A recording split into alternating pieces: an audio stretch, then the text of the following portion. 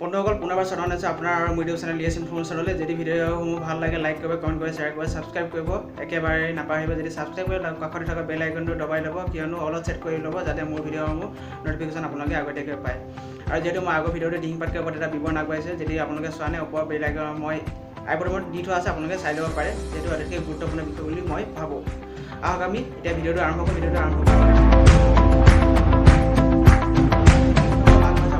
প্ৰশ্নাৱলী।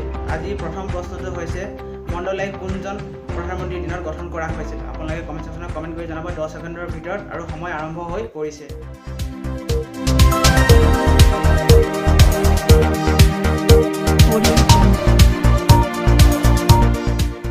মণ্ডলাইক গঠন কৰা হৈছিল মোৰাৰজী দেশাইৰ দিনত 20 ডিচেম্বৰৰ 1978ত।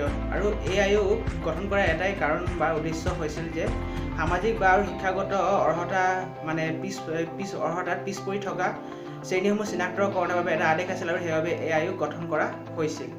আহক আমি এতিয়া দ্বিতীয়টো প্ৰশ্নলৈ। বন্ধুসকল আপোনালোকে আগবাঢ়িছে এতিয়া দ্বিতীয় প্ৰশ্ন। দ্বিতীয় প্ৰশ্নটো হৈছে বৈদ্যুতিক বাল্বত যিডাল ফিলামেণ্ট ব্যৱহাৰ কৰে সেই ফিলামেণ্টডাল বনাবৰ বাবে কি ধাতু ব্যৱহাৰ কৰা হয়? আপোনালোকে জানে নেপাব, আৰু যদিহে নাজানে আপোনাৰ 10 ছেকেণ্ডৰ ভিতৰত দিবলৈ চেষ্টা কৰক। মই আৰম্ভ হৈ পৰিছোঁ।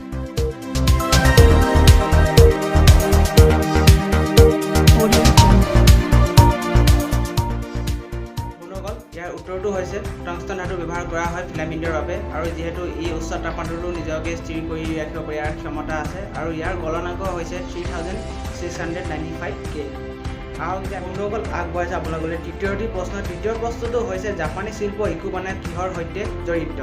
আপোনালোকে কমেণ্ট ছেকশ্যনত কমেণ্ট কৰি জনাব পাৰে 10 ছেকেণ্ডৰ ভিতৰত, আৰু সময় আৰম্ভ হৈ পৰিছে। যদি ভিডিঅ'সমূহ ভাল লাগে লাইক কৰিব, কমেণ্ট কৰিব আৰু শ্বেয়াৰ কৰিব। আৰু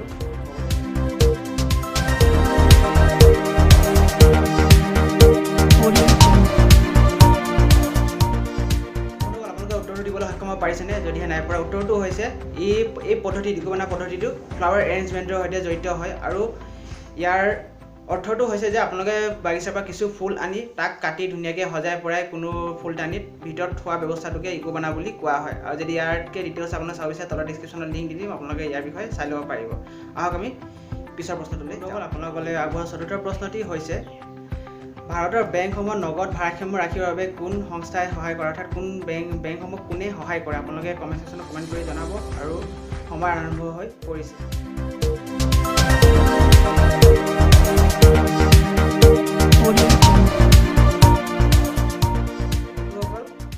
নগদ ভাৰসাম্য ৰাখিবলৈ সহায় কৰা সংস্থাটো হৈছে বেংকবোৰক সহায় কৰা সংস্থাটো হৈছে ৰিজাৰ্ভ বেংক অফ ইণ্ডিয়া, আৰু এই বেংকক স্থাপন কৰা হৈছিল 14 এপ্ৰিল 1935। বন্ধুসকল এতিয়া আহিছোঁ শেষৰ প্ৰশ্নটোলৈ। শেষৰ প্ৰশ্নটো হৈছে হিন্দু ধৰ্মক 19 শতিকাত কোনে পুনৰ জাগৰণ কৰি তুলিছিল? আপোনালোকলৈ প্ৰশ্নটো আগবঢ়াইছোঁ, আৰু আপোনালোকে 10 ছেকেণ্ডৰ ভিতৰত দিবলৈ চেষ্টা কৰিব। সময় আৰম্ভ হৈ পৰিছে।